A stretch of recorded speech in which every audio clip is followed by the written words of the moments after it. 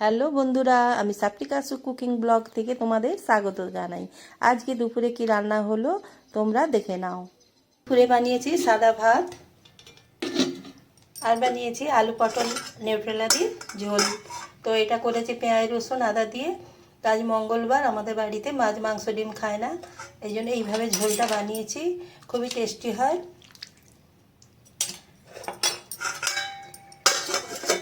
আর বানিয়েছি আলুর তরকারি।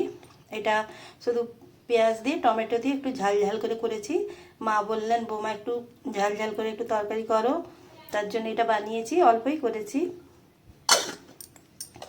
আর এইটা করেছি আজকে আলু উচ্ছে ভাজা। তো আলু উচ্ছে ভাজা, প্লেন আলু উচ্ছে ভাজা তো সবাই খায়, তো সবাই বানায়। তো এইটা এইভাবে বানিয়ে খেয়ে দেখো, আমি রেসিপিটা ভিডিওতে দিয়েছি। খুবই খেতে ভালো লাগে। যারা উচ্ছে খায় না, তেতো খায় না যারা, তারাও খাবে। আর এইটা হলে আর অন্য তরকারির দরকার হয় না, খুবই টেস্টি হয়। আর এটা হচ্ছে টক, কালকে বড়া দিয়ে আমসি দিয়ে টক করেছিলাম, সেই টকটা বেঁচে গেছিলো, ফ্রিজে রেখে দিয়েছিলাম। তো আজকে এটা হয়ে যাবে আমাদের। আর নিয়েছি গুড় আম আর শসা, পেঁয়াজ, লঙ্কা। তোমরা আমার পাশে থাকবে, লাইক শেয়ার কমেন্ট সাবস্ক্রাইব করবে। আর আমার আলু উচ্ছে ভাজার রেসিপিটা দেখে নাও। এই রান্নাটা খুবই সাধারণ, কিন্তু খেতে অসাধারণ হয়। এই মশলাগুলো একটুখানি নুন দিয়ে বেটে নেব।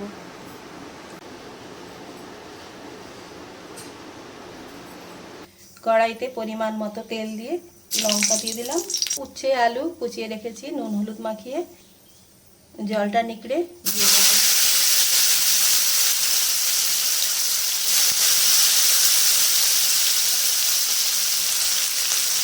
একটু ভালো করে ভেজে নেবো।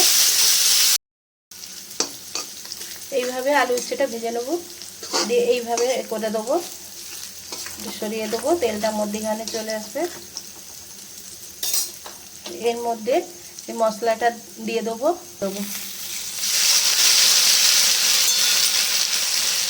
এটাকে একটু ভালো করে ভেজে নিতে হবে। আলু উচ্ছে ভাজা তো শুধু খাওয়া হয়েছে সবাই, এইভাবে একবার বানিয়ে খেয়ে দেখবে, খেতে খুবই টেস্টি হয়। ভাত খাওয়ার সময় আর কিছুই লাগে না, এটা মেখেই ভাত খাওয়া হয়ে যায়। এইভাবে একটু ভেজে নিতে হবে, তারপর মিশিয়ে নিতে হবে। মিশিয়ে নিয়ে একটুক্ষণ ভালো করে ভেজে নিতে হবে।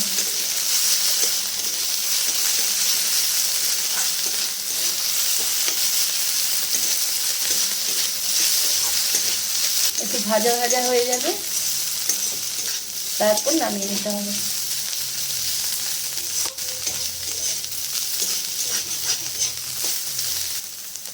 গ্যাসটা বন্ধ করে দিলাম। একবার এটা ভেজে খেয়ে দেখবে এইভাবে, তারপর কমেন্ট করে আমাকে জানাবে কেমন লাগলো। তো তোমরা আমার পাশে থেকো। আর ভিডিওটা দেখার জন্য অসংখ্য ধন্যবাদ।